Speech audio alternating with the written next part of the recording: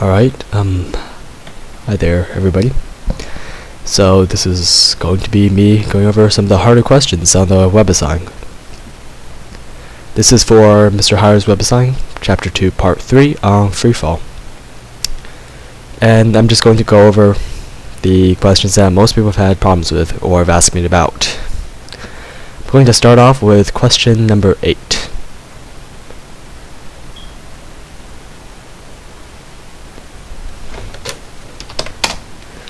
Alright. And basically what you have to do for number 8 is first find the time it takes for the first chestnut to fall 3 meters. And you can find that via the second kinematic equation. And you'll basically get 3.0 equals 4.9 t squared.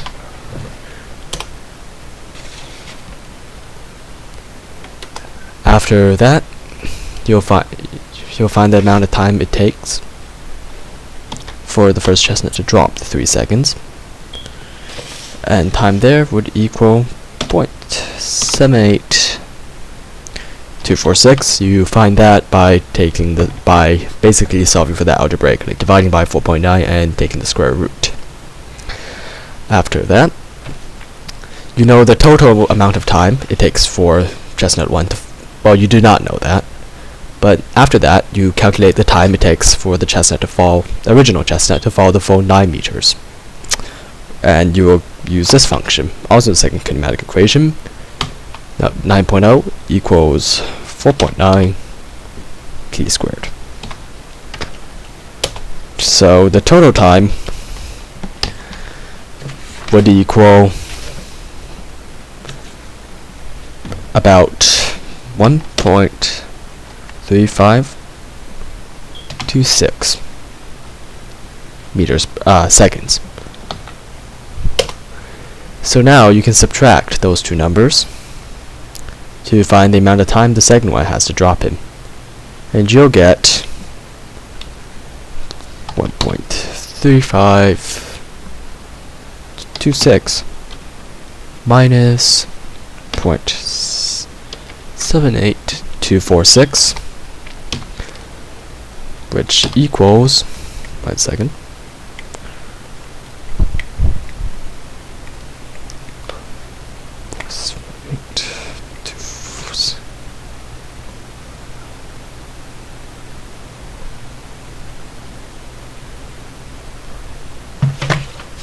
one sec, there's a typo there. 0.5526. And it will equal approximately 0.5728 seconds. That 0.5728 is the amount of time, or well, whatever you got for your question. 0.5728 is the amount of time that the second chestnut must cover 9 meters in. So now you have enough information about the second chestnut's fall to calculate the amount of time, to calculate its initial velocity. So you will know that time equals 0.5728. Acceleration equals, well, 9.8. I guess we're treating it as positive right now, so yeah, we're going to treat acceleration as positive because there's no upward motion. The fall is going to be that. So acceleration equals 9.8. And you'll also get that delta x, or delta y really, but the displacement would equal 9 meters. And then you can just use one of the kinematic equations to solve for initial velocity.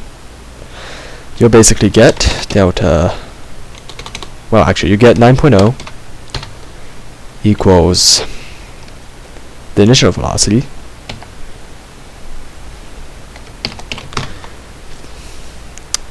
times 0.5728, which is time, plus 4.9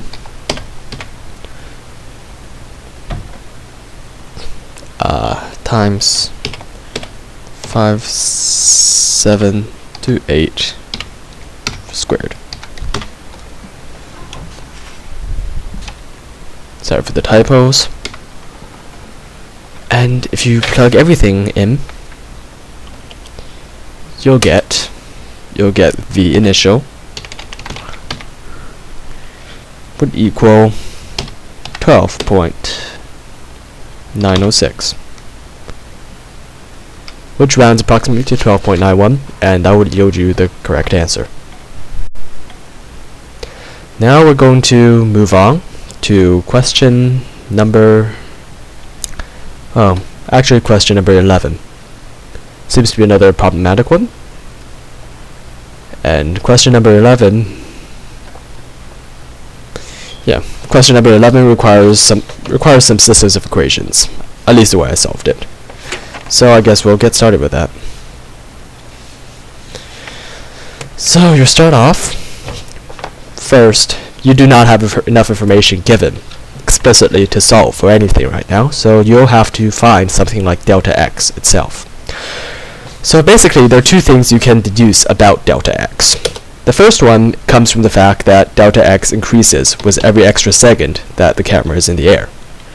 So delta x can be basically summed up to the initial gap, or in my case 1.7 meters, plus the velocity upwards of the balloon times time, or in my case this. But then you can also solve for delta x using the trigonometric equations. I mean, we're talking about delta x covered by the camera, of course, which will then be delta x is 1.5 times t, because 1.5 you know is going to be the 1.5 is going to be the final velocity. 1 second.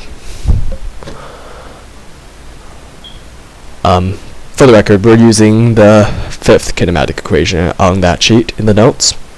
So you'll find that final velocity, or 1.5 times t, minus 1/2 negative 9.8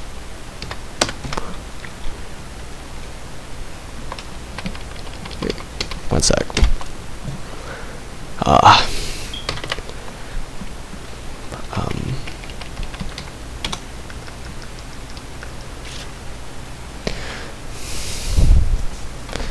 Yeah, 1 sec. This would be t squared. So basically, delta x, I think I wrote that wrong. That's what I was, yeah. I guess it doesn't really matter, but you'll get delta x equals 1.5 t plus 4.9 t squared, which also equals the other delta x we found, which equals 1.5 t plus 1.7. So now you can basically see that 4.9 t squared equals 1.7, because the two 1.5 t's will cancel out.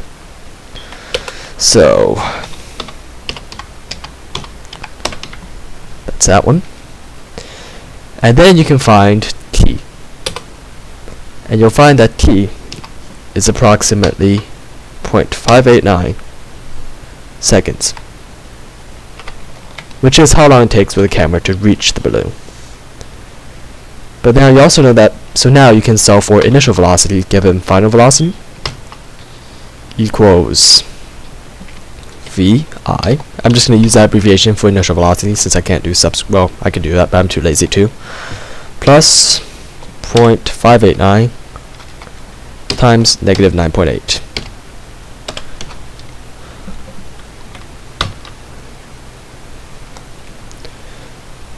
And essentially you'll find that v, by solving this, you should get your initial velocity, which in my case is 7.27 meters per second.